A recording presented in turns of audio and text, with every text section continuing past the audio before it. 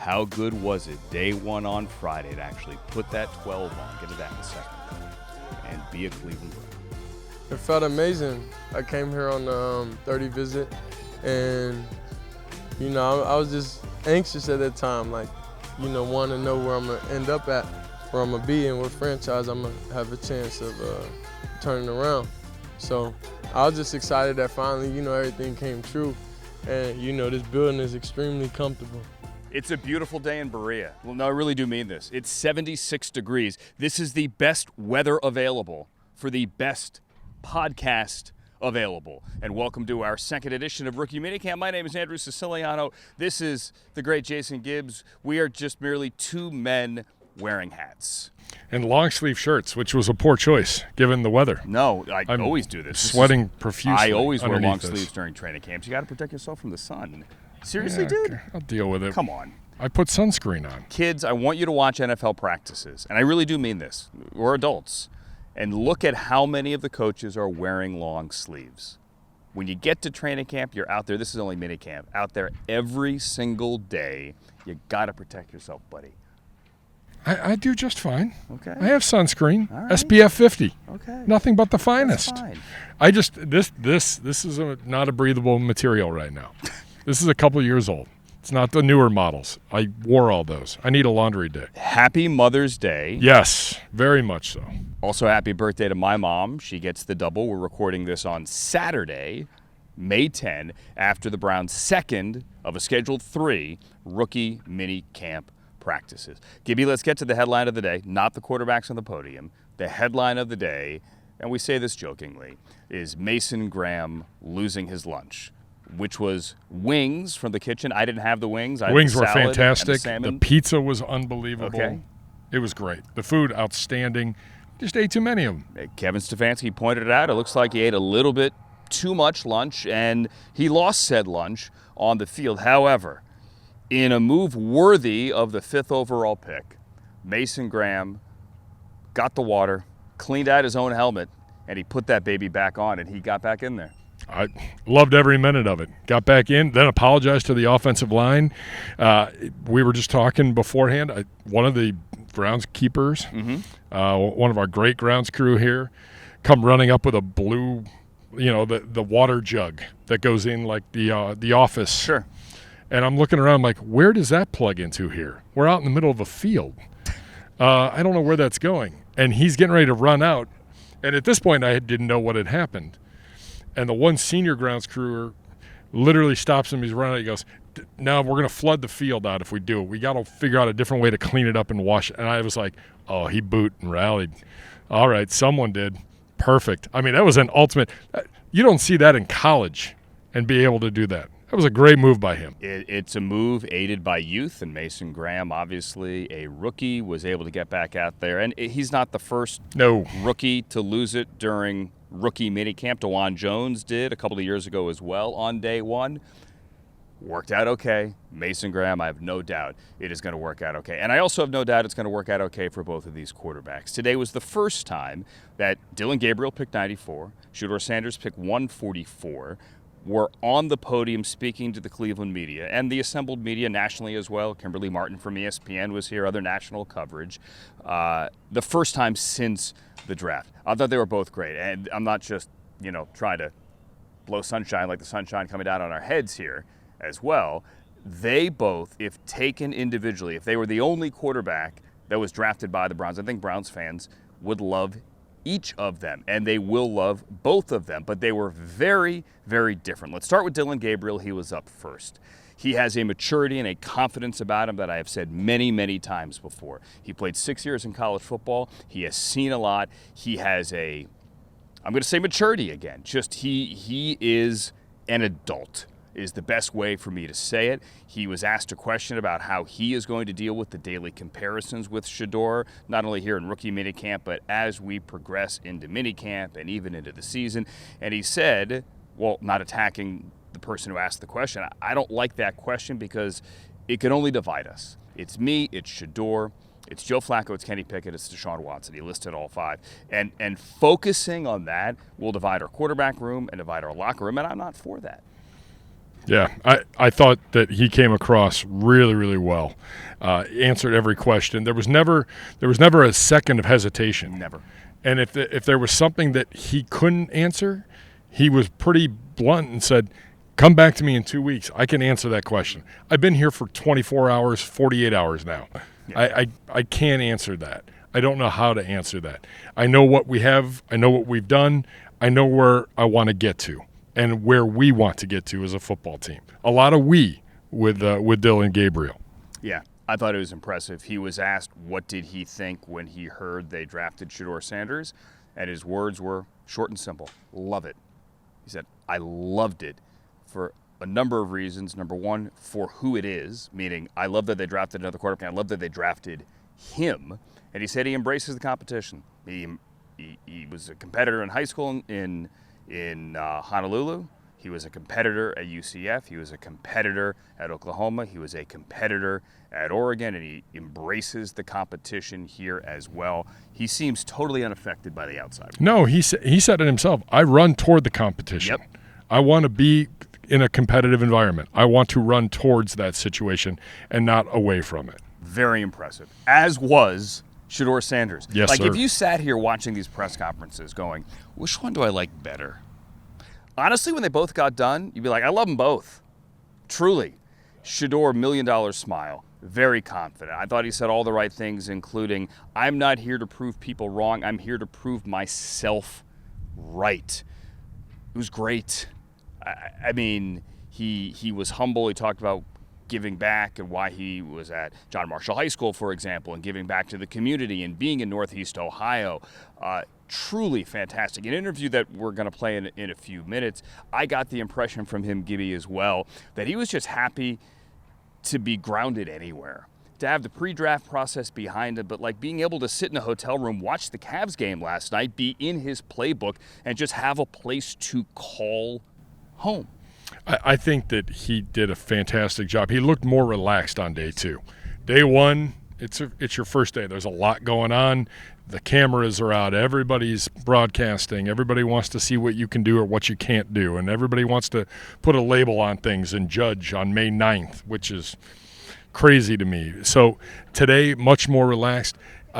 He gave great answers, but he also had some fun. Like at the end, are you gonna try to buy number two, the right. number two? And he was like, my signing bonus is not big enough for me to go down that road. Or even the first question, which was something along the lines of, why are you so popular? And I think he came back. Why do you think I am? Why do you think? And the response was, well, you're likable. I said, okay, yeah. Well, yeah, and then he flashes that smile. And it is a fantastic smile. Yep. You're going to love them both. Hey, who's your favorite kid? Like talking to any parent. You love them both.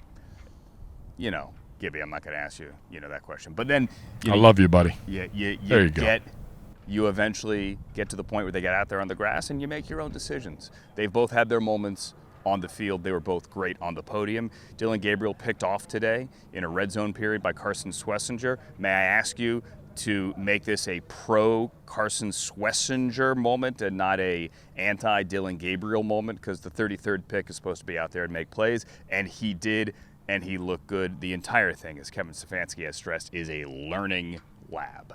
Yeah, and again, you got another day tomorrow to put tape down, whether you're going to be here on Monday or whether you're not going to be. Exactly. It's all about putting good work in and good tape down, and the guys have done that today, all 56 of them that are here. To quote Rasheed Wallace, both teams played hard, my man. Both teams played hard. Both quarterbacks played hard. Both running backs played hard. All of these rookies look good. It's their first step in the journey.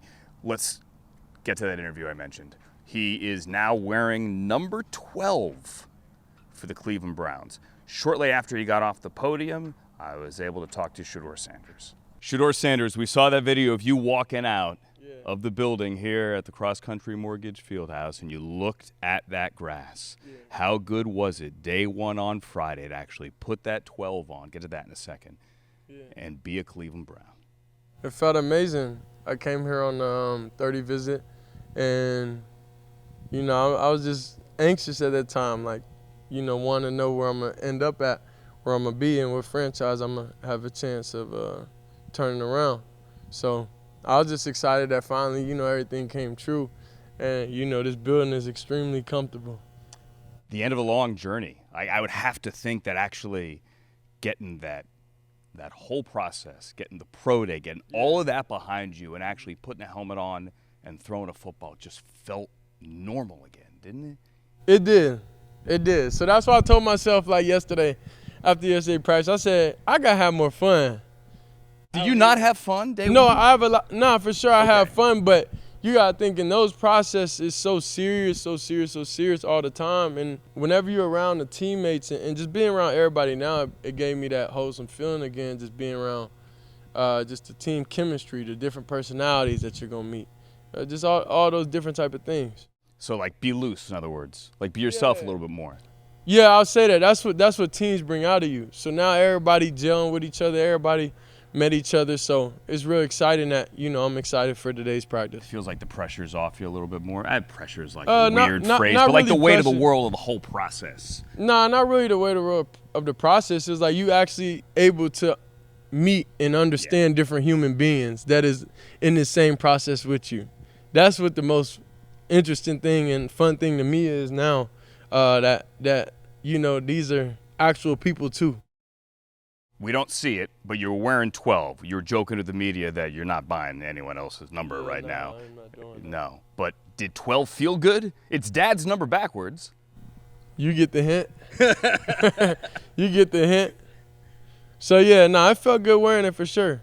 It felt good wearing it. Any number gonna feel good wearing it. It's about what I do in the number, for real. I love what you said out there as well. You said, you're not here to prove people wrong. Finish it for me. You are here to prove myself right.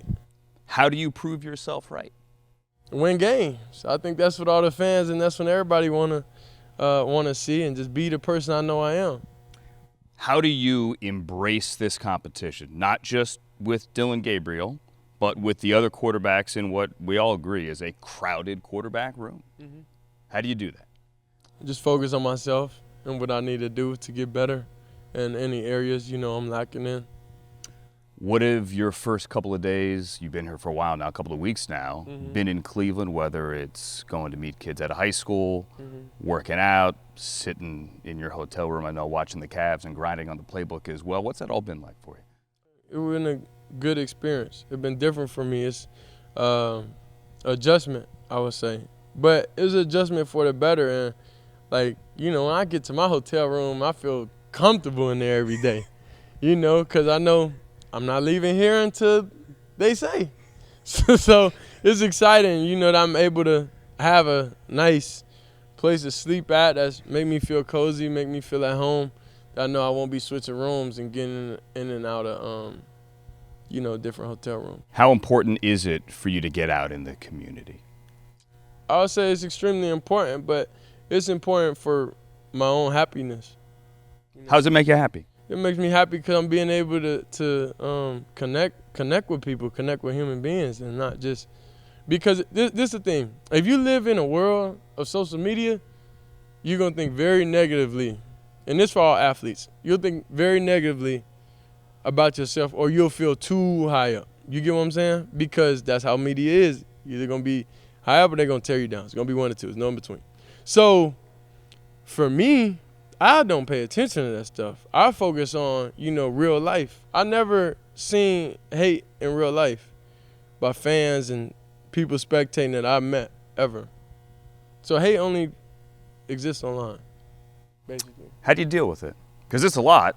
Yeah. I'm not saying hate, just it's spotlight. Some of it can be negative, certainly. How do you deal with that? It's the same as it is every year. So I'm accustomed to it. I'm used to it. So I don't even really, you know, focus on it. It don't live in my mind at all. What's the biggest misconception about you, whether it be from social media I elsewhere? don't know what people think of me. I don't know what people think of me. So if we had just a questionnaire and put everybody in the building, what do you think about Shedeur eventually, then I'm pretty sure it'll be nothing but positive. I guarantee you there'll be plenty of positives as well, and there'll be positives when you get out there on the field as well. You have a message here for Browns fans who have been Speaking of social media, obviously sitting on their phones, hanging on their phones, looking for every possible clip of you or Dylan or any of these rookies, Mason Graham, all the way down the line. What is your message here for the Dog Pound? We're here to work. Simple. That's what we came here to do. That's what we're going to do. All right, and that work begins this weekend, Shedeur. The 12 looks good, man. Begins now. Begins now. Actually, yesterday. All right, well, we're about to get out there for day 2. Good luck with that, my friend. Thank you. Really enjoyed that conversation with Shador Sanders. I want to pull back the curtain, if I could, for you here. So I actually made the rookie mistake. To show you the kind of teammate Shador is at the very beginning of that interview, I got the days wrong. I mean, I don't know why. We've all been on the road. Everyone's been working. And I said that today was, what day is it? I got the day wrong. I said it was Friday. On Saturday, your first day as a Brown in uniform? Saturday? Saturday. Friday. Yeah. Oh, I got my days wrong. You want to do it again? Dude. Right? And he looked at me, and he corrected me, and then I didn't get it. And then this was like 20 seconds into the interview. And then I'm like, oh, man, I got the days wrong. We had a good laugh about it, and then we started over. But, like, you saw a little glimpse of him. Like, he was going to be a good teammate. He was going to help you. He was going to pick you up. Throwing you the life preserver. Right? And you drown low again. And we started over. And then I also really thought that came through again later in the interview when he said that, Gibby, he said after day 1 of practice that he wasn't really himself. And part of being himself is getting that energy from his teammates and learning everyone's name and getting to know the people you're going to be sharing a locker room with. And that process is something that he really enjoys, and that with each passing day, he's going to be more of himself. Yeah. I mean, you saw it a little bit today with the media. Yeah. I mean, that's an environment he thrives in. He can handle himself. And that, I think a lot of that is him. Some of it, obviously, he gets from his father with being able to handle the media. But, I mean, that's you saw the confidence a little bit more today. Yeah, and another thing from that as well, Browns fans, I don't know if it was the reason he picked 12, but 12 is the opposite of the number his dad wore, which was 21. And when I pointed that out, he said, you get it. So now you're getting the invitation to the barbecue. There you go. All right. That might explain the number 12 jersey. Also keep in mind, however, the jerseys can be changed before the beginning of the regular season. Just keep that in mind, okay? Also keep in mind that we've got some other great interviews coming up on future editions of the best podcast available. You've already heard from Quinshon. You've already heard from Mason Graham. We also have Carson Swessinger and Harold Fannin. We also have Jacques Césaire, the Browns D-line coach, talking about Mason Graham, and Dylan Sampson as well, as we try to find a good nickname for the Quinshon-Dylan Sampson tandem. It is very much a work in progress. We could workshop it as we continue. Absolutely. I've already gotten a few on social media. Okay. They're quite good. All right, so you guys work at that, and you could tweet. We'll work on it. Tweet either of us. We're just guys wearing hats on Mother's Day weekend. Thanks for watching the best podcast available. That is Jason Gibbs. I'm Andrew Siciliano. Until next time, friends.